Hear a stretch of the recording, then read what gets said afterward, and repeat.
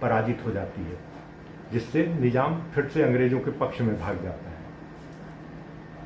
लेकिन जो युद्ध 1766 में प्रारंभ होता है, इसमें देखते हैं कि अंग्रेज़ों को प्रारंभिक रूप में तो सफलता मिलती है, लेकिन 1768 के अंत तक आते आते हैदर अली अपने अधिकांश क्षेत्र जो अंग्रेज़ों ने उससे विजित किए थे वो वापस प्राप्त कर लिए।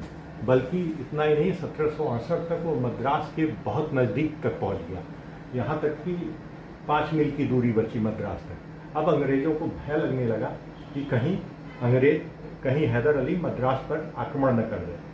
तो ऐसी स्थिति में 4 अप्रैल 1769 में मद्रास की संधि होती है। मद्रास की संधि होती है,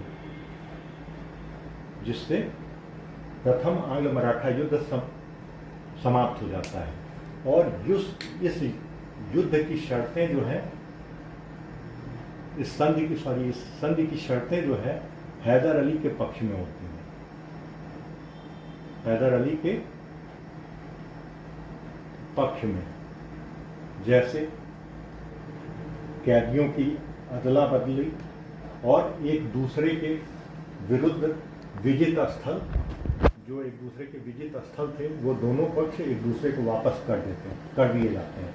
इसके अलावा एक प्रतिरक्षात्मक संधि होती है। प्रतिरक्षात्मक संधि। प्रतिरक्षात्मक संधि क्या है? प्रतिरक्षात्मक संधि ये है कि दोनों पक्ष ये समझौता करते हैं कि यदि उनके क्षेत्र पर किसी अन्य का आक्रमण होता है तो वह एक दूसरे की सहायता करेंगे। और यही प्रतिरक्षात्मक संधि द्वितीय आंग्ल मैसूर युद्ध का कारण बनता है।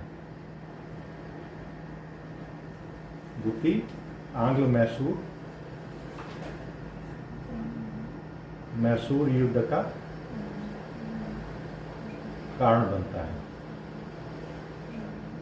तो इस प्रकार हम देखते हैं कि 1769 में मद्रास की संधि से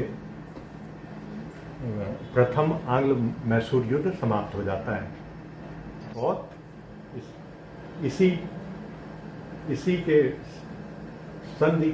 इसके संधि